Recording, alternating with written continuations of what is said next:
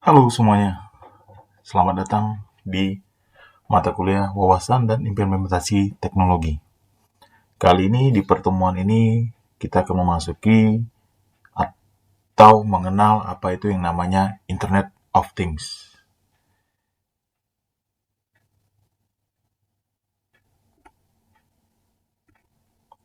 Apa aja yang akan kita pelajari di mata kuliah kita kali ini adalah definisi dari Internet of Things, sejarah dari Internet of Things, dan manfaat atau benefit dari Internet of Things.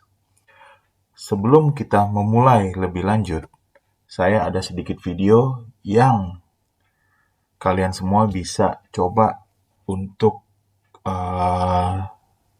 di play di YouTube kalian masing-masing. Harapan saya setelah kalian melihat atau mengenal dari video YouTube ini, kalian bisa tahu apa itu sebenarnya Internet of Things, mendapatkan gambaran lah dari gimana sebuah Internet of Things atau IoT sejalan dengan hidup kita. Nanti kalian bisa putar ya di YouTube kalian masing-masing. Oke, kemudian kita masuk ke dalam definisi Internet of Things. Jadi, kalau kalian yang sudah pernah mempelajari atau mengetahui mengenai IoT, tentu kalian sudah familiar dengan sebutan dari Internet of Things. Kalian semua punya smartphone, kalian semua mungkin juga punya laptop, itu bisa menjadi salah satu bagian dari IoT atau Internet of Things. Nah, sekarang kalau in simple terms, apa itu IoT adalah sebuah konsep komputasi mengenai sesuatu atau objek dari setiap harinya yang dikoneksikan dengan internet dan dapat mengidentifikasi dirinya sendiri ke objek lainnya atau ke device lainnya. Makanya saya ambil contoh sebagai smartphone. Kalau kalian sering menggunakan smartphone, kalian sudah secara tidak langsung menggunakan IoT. Banyak hal yang bisa dikategorikan sebagai IoT. Di mata kuliah ini, saya anggap, saya harapkan kalian bisa lebih mengenal apa itu IoT dan who knows, someday kalian bisa membuat sebuah device yang sudah mensupport IoT. Di sini dimention saat kita dulu memiliki sebuah handphone, nggak smartphone ya, itu kita bisa melakukan apa? Kirim SMS, membaca SMS. Namun sekarang, handphone kita yang sudah kita upgrade menjadi smartphone, handphone pintar ya, jangan dipakai untuk handphone yang lain, itu kita bisa membaca buku, menonton film, sampai dengan mendengarkan musik. Tentunya apa? Membutuhkan koneksi ke internet. Nah, itulah salah satu makanya saya sampaikan smartphone merupakan bagian dari IoT. So, the Internet of Things is actually a very simple concept, which means connecting all physical objects in everyday life to the internet. Jadi, kalian ketahui, siapa di antara kita yang sekarang tidak menggunakan smartphone hampir setiap harinya? Bayangkan kalau udah nggak ada smartphone lagi, dan bayangkan kalau nggak ada internet. Serasa hidup itu hampa banget, kayak jomblo yang belum ada pasangannya. Jadi, IoT atau IoT itu mengkoneksikan device-device dengan bantuan internet, sehingga memiliki atau mendapatkan tujuan yang lebih dari sekedar fungsi utama dari device tersebut. Next, Internet of Things atau IoT, taking all day-to-day physical object across the world and connecting them to the internet. Itu merupakan, boleh dibilang sebagai tagline-nya dari IoT. Jadi, semua kegiatan rutin yang biasanya kita lakukan masih dengan manual, let's say alarm kita harus tekan manual, terus let's say kita mungkin harus membuka TV, memplay musik dengan manual, itu nanti semuanya akan diubah secara otomatis dengan menggunakan IoT. Kita lanjut. Ini merupakan beberapa definisi dari IoT bersumber dari beberapa pihak. Yang pertama itu dari Casagras, nanti kalian bisa baca sendiri juga. Casagras itu adalah Coordination and Support Action for Global RFID, yaitu satu badan dari Eropa yang mengembangkan atau lebih spesifik atau fokus kepada RFID, yaitu Radio Frequency Identification. RFID tahu ya? RFID itu kalau kalian yang pernah nginep di hotel, sederhananya ya, kalian akan mengakses pintu kamar hotel kalian dengan kartu. Nah, itu biasanya menggunakan teknologi RFID, di mana kartunya udah tidak lagi pakai kunci manual, tapi kalian hanya cukup melakukan tap dengan menggunakan kartu yang diberikan dari resepsionis ke gagang pintu kamar kalian. Nanti biasanya akan ada keluar lampu biru, nah itulah RFID, teknologinya. Oke, yang kedua itu dari definisi dari SAP, itu juga nanti kalian bisa baca sendiri mengenai apa itu IoT menurut mereka. SAP sendiri adalah sebuah, boleh dibilang software house dari Jerman yang mengembangkan sistem ERP software.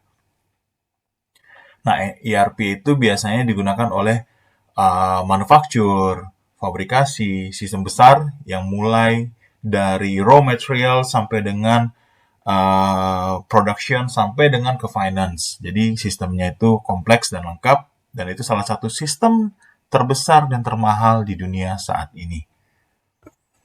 Kemudian yang terakhir itu adalah dari ETP EPOS. Itu juga nanti kalian, penjelasannya bisa kalian baca sendiri. Nah, ETP EPOS adalah European Technology Platform on Smart System Integration. Jadi mereka juga merupakan satu badan untuk mengembangkan software dan hardware di masa sekarang ini. Mereka concern kepada micro and nano system. Nah, itu boleh dibilang pendapat-pendapat atau pengertian dari IoT dari masing-masing sumber ini tujuannya sama, yaitu apa? Bagaimana mengintegrasikan sebuah device dengan internet agar bisa komunikasi dengan device lainnya. Jadi, well, for me, it is a good point. Kenapa? Hidup kita akan menjadi lebih ringan, hidup kita akan menjadi lebih simple. Oke, kita masuk ke dalam sejarah Internet of Things, history of Internet of Things. Jadi, basically, IoT pertama kali dikemukakan oleh Kevin Ashton pada tahun 1999 di dalam presentasi beliau. Kemudian sekarang banyak perusahaan ataupun banyak orang yang mencoba melanjutkan dari idenya Kevin Ashton ini. Salah satunya yaitu Intel, Microsoft, Oracle, dan banyak orang. Bahkan Google sekarang sudah mulai masuk. Bukan sudah mulai ya, sudah masuk. Many predict that IoT is the next big things in the world of information technology. Bener banget.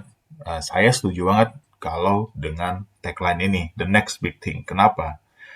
IoT offers a lot of potential that can be developed again. An example is the implementation of the Internet of IoT adalah refrigerator that can notify its owner via SMS or email. Bayangkan. Sebuah kulkas bisa mengirimkan SMS atau email kepada si pemiliknya untuk memberitahukan, bos, minuman sama makanan udah mau habis nih di kulkas kita. Canggih nggak? Menurut saya canggih banget. Kenapa? Karena melalui teknologi seperti ini, kita bisa di-remind. Rutinitas, seperti yang saya tadi bilang, rutinitas sehari-hari itu bisa digantikan atau dibantu oleh sistem. Jadi kita udah nggak perlu lagi cek secara manual. Mungkin kita bisa ngeset telur habis di kulkas, tolong infoin ke saya. Jadi next one, bagian telur itu habis, dia akan informasikan ke kita. Karena mungkin aja telur adalah kebutuhan kita sehari-hari. atau kebutuhan dari mama kita. Kan kita nggak tahu. Nah, hal seperti itu yang membuat IoT menjadi sangat disukai dan benar, the next big things menjadi potensial yang sangat gede banget di pengembangan selanjutnya. For developers, many companies now provide various programs to assist developers in developing product based on IoT. One that provide this program is Intel with their IoT developer programs. Nah, kalau kalian tadi di awal sudah melihat atau menonton contoh dari YouTube, referensi saya YouTube untuk video Intel, kalian bisa mendapat bayangan atau gambaran. Oh, IoT itu seperti ini ya. Next, development Internet of Things.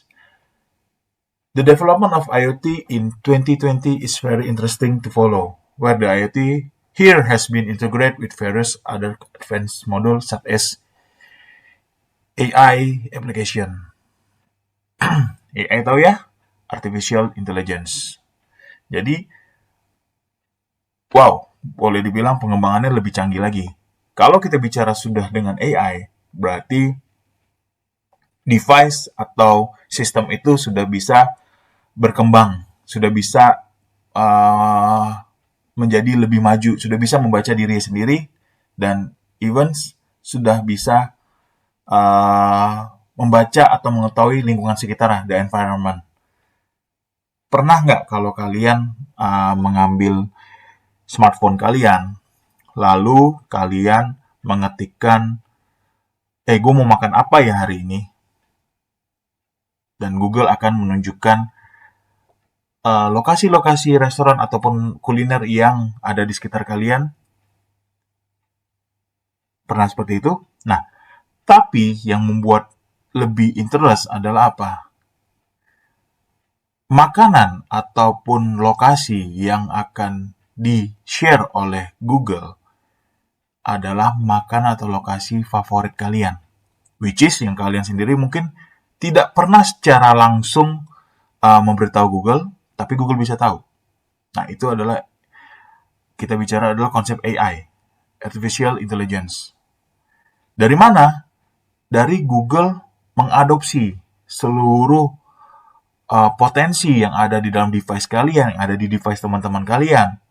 Dari mungkin, who knows ya, saya tidak mention bahwa itu adalah privacy atau apa. Mungkin dia membaca dari, seberapa sering kita mencari makanan ini, seberapa sering kita mencari iklan ini, atau who knows dia bisa baca WA kita, line kita nggak pernah tahu. Nah, namun sisi lain yang harus kita lihat adalah dari situ kebiasaan kita diadop oleh Google dan menjadikannya, apa sih yang kamu mau? Gue udah kasih tahu nih yang lu mau apa. Jadi make life more simple menurut saya. The development of the IoT has entered wireless technology, internet, and micro-electromechanical system. Keren banget. Jadi bukan hanya sebatas smartphone ke smartphone, bukan sebatas hanya smartphone ke software, tapi dia udah ke wireless teknologi, udah ke internet, udah sampai ke micro-electromechanical system. Di next pertemuan itu akan saya kasih contoh apa aja sih IoT yang sudah ada di dunia ini yang mungkin kalian semua udah mengetahui ataupun bahkan ada yang belum mengetahui sama sekali. Jadi kalian bisa yakinlah pasti lebih interest. Oke, ada 3 elemen yang harus ada di dalam IoT, di dalam perkembangannya. Yang pertama adalah sensor, yang kedua adalah connectivity, dan yang ketiga adalah people and process. Itu adalah 3 elemen penting dan boleh dibilang wajib. Kenapa? Karena kita bicara adalah komunikasi. Kita bicara adalah bagaimana sebuah device dapat berkomunikasi dengan device lainnya, dengan teknologi lainnya, agar dapat menghasilkan sesuatu yang baru. Dengan sensor, kita tentu sudah tahu sederhananya. Bagaimana smartphone kalian sudah bisa melakukan on-off AC, air conditioner. Nah, itu IoT. Simple banget, sederhana banget. Smartphone yang mereknya adalah Mimi, nah itu bisa on-off-kan, mengatur AC. Itu juga udah pakai IoT. Yang kedua adalah connectivity. Ya, wired or wireless, tetap kita butuh yang namanya konektivitas, which is adalah internet. Bagaimana sebuah smartphone bisa mengetahui smartphone atau device lainnya kalau tidak ada bantuan koneksi. Oh Pak, pakai Bluetooth. Bener, dia bisa pakai Bluetooth, dia bisa pakai infrared. Itu kan connectivity. Tapi bagaimana dia mengupgrade softwarenya, mengupgrade device-nya agar bisa kompatibel dengan device lain? Tentu butuh internet. Itu maksudnya. Oke, yang ketiga adalah people and process, which are the end user who will process and connect the first element with the second element. Absolutely. Gimana caranya IoT itu dapat bekerja sementara ini ya, kalau nggak ada manusia yang melakukan prosesnya. Tetap butuh bantuan manusia. Oke? Kemudian, statement yang terakhir adalah apa? 3 elemen harus saling berkesinambungan, harus saling support. Dan itu akan menjadikan pengembangan dari yang namanya big data.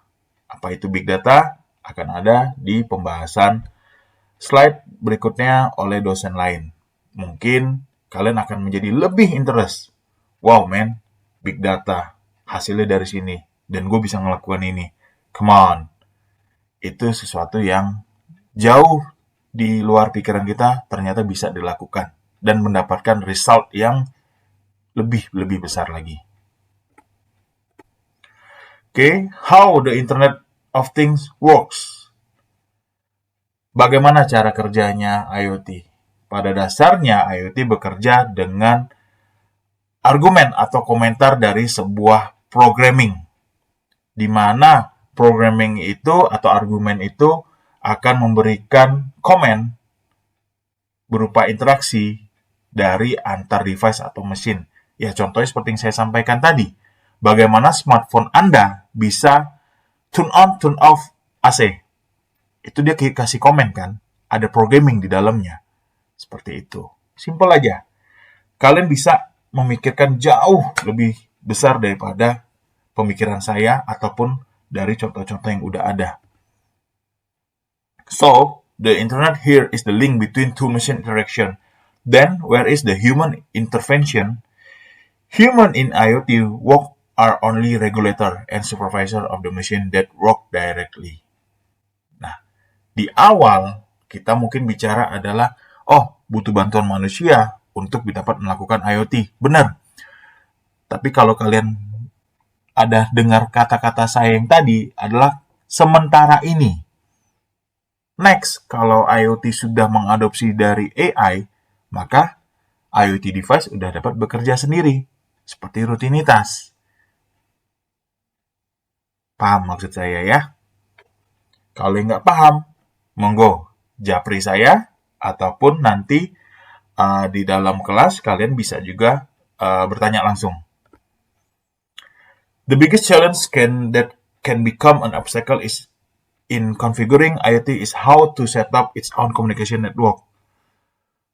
Sebenarnya ini bukan the biggest, karena kebetulan kemarin juga di tempat saya bekerja, kita ada mulai R&D, Research and Development, kita udah mulai testing menggunakan yang namanya Google Smart. Jadi Google Smart itu ada salah satu device dari Google. Nah, canggihnya Google, jadi sebenarnya bukan obstacle, bukan halangan. Yang penting satu, kita butuh internet, kita butuh network, kita butuh infrastruktur juga dari network. Dari situ mereka bisa komunikasi. Antar device sudah bisa komunikasi sendiri. Yang penting apa? Berada di dalam jaringan yang sama. Kalau berada di luar jaringan, ya itu mungkin akan sulit. Tapi kita bicara di dalam jaringan yang sama, itu bisa dilakukan. Jadi menurut saya, nggak sesulit atau nggak menjadikan alasan, halangan, ini nggak bisa dilakukan. Nggak, itu bisa dilakukan menurut saya. Dan sudah saya coba di tempat kerja saya. Jadi next, kalau misalnya kalian ada yang butuh untuk diskusi mengenai IoT, monggo kita boleh share gimana IoT itu dapat kita kembangkan di dalam kehidupan kita sehari-hari. Oke, terima kasih. Ini merupakan pertemuan pertama kita pada mata kuliah ini.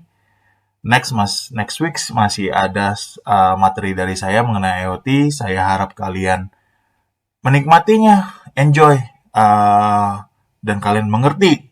Oh, IoT itu seperti ini. Gue jadi interest nih. Gue pengen ngoprek lagi, gue pengen ngulik lagi.